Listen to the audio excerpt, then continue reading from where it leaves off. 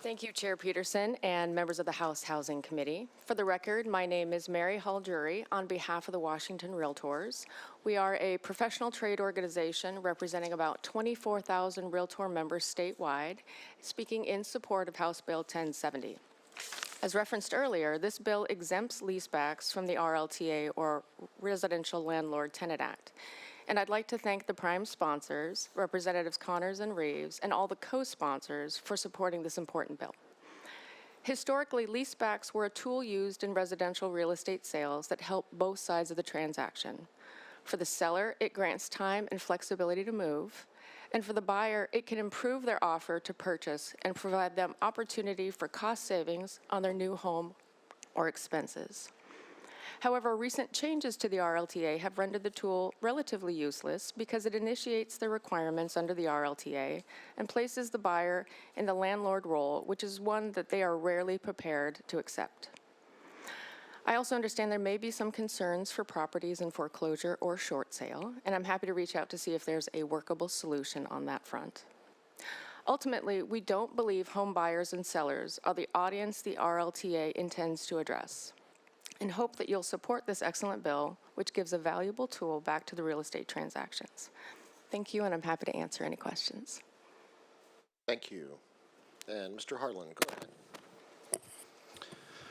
Thank you, Mr. Chair and members of the House Housing Committee. For the record, my name is Phil Harlan. I am a Realtor member and actively list and sell in the Thurston County area. I also served as president of the Washington Realtors in 2011 and am speaking in favor of House Bill 1070. It's truly been an unfortunate turn of events to have rentbacks included in the RLTA. Because these types of agreements are included, it essentially removes this tool from the transaction. And quite frankly, buyers are looking for a simple solution to timing issues and have no interest in becoming landlord for the house they just purchased. I recently represented the seller of a home with very limited financial means compounded by health issues. Their goal was to move to Minnesota, closer to family and closer to a support system. Their biggest hurdle regarding this move were moving expenses they were required to pay. About half of those moving expenses needed to be paid upfront and scheduled before the closing of the transaction.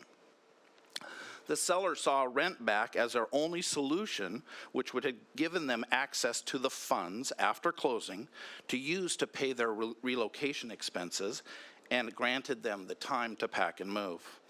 Under current law, this was a huge risk for the buyer to undertake, but it was a vitally important condition for my seller. Another scenario I've seen is the move-up seller, which Representative addressed, where the seller is buying a more expensive property. In this case, the seller needs the equity from their current home to close on the replacement home. And the rent-back agreements are helpful in that it gives an opportunity to get the timing right.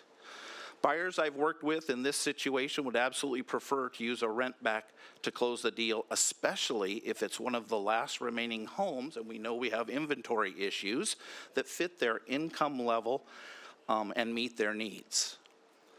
But we have to advise buyers and sellers of the huge risk involved if they let sellers stay in a home after closing in order to close on the replacement property. Because the law is currently written, they will need to assume all responsibilities of a landlord in the traditional sense, even though they always plan to live in the home themselves.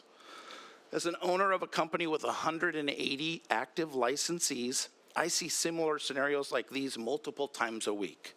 Realtors are advised against using rentbacks, but it's truly unfortunate as it can help buyers and sellers accomplish their goals. The passage of House Bill 1070 would help buyers and sellers, and I hope you will support this bill. Thank you for your time.